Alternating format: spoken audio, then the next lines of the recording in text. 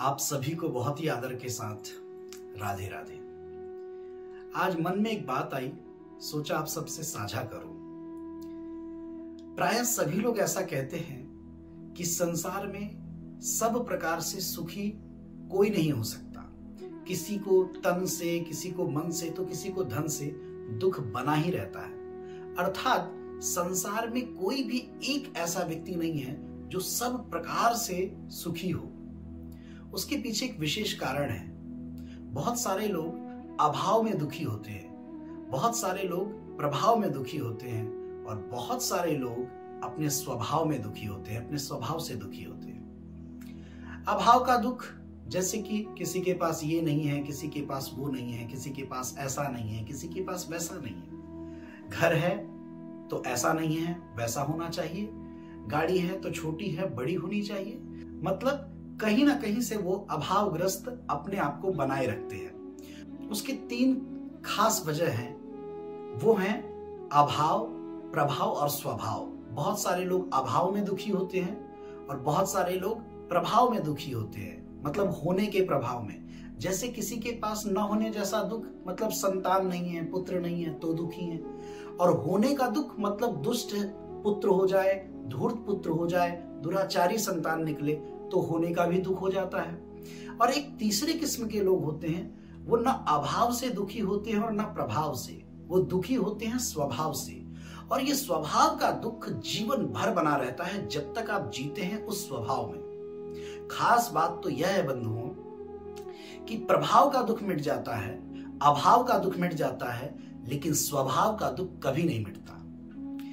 एक बहुत छोटी सी बात है, एक छोटी सी कथानक। एक अम्मा ने अपनी बहू को एक दिन बहुत फटकार लगाई, ये कहते हुए, अरे सब्जी में तूने इतना नमक डाल दिया।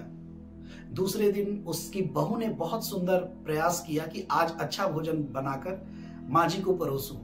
और अगले दिन भी अम्मा ने, माता जी ने बहुत फटकार लगाई। तो बहू ने हाथ जोड़कर कहा, माँ जी क्या आज भी नमक ज्यादा हो गया है क्या?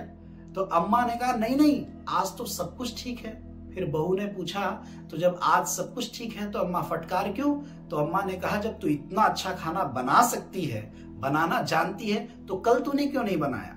कहने का मतलब ये स्वभाव है। जिसका स्वभाव होता है अच्छा, वो उसका अपमान हो तो भी वो अपमान में सम्मान ढूंढ लेता है, और जिसका स्वभाव ही दुष्ट हो वो अपने सम्मान में भी अपमान ढूंढ लेता है। इसीलिए हम पशु नहीं हैं।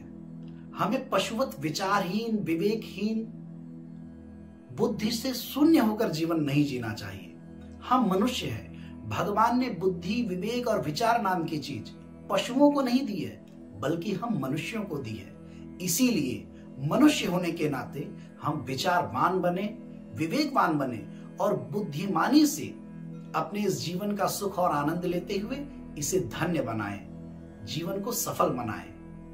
पशु अपनी पशुता नहीं छोड़ता, पशु अपना पशुत्व नहीं छोड़ता, लेकिन दुर्भाग्य यह है कि मनुष्य अपनी मनुष्यत्व को छोड़ देता है, मानव अपनी मानवता छोड़ देता है। कुल मिलाकर बात यह है कि आप अपने कटु स्वभाव से कुमति वाला मूर्ख बनकर जबरन दुख को आमंत्रित मत करिए, बल्कि अपने मधुर स्वभाव से सुमति वाला समझदार बनकर सुख को आमंत्रित करिए और सुख उठाइए।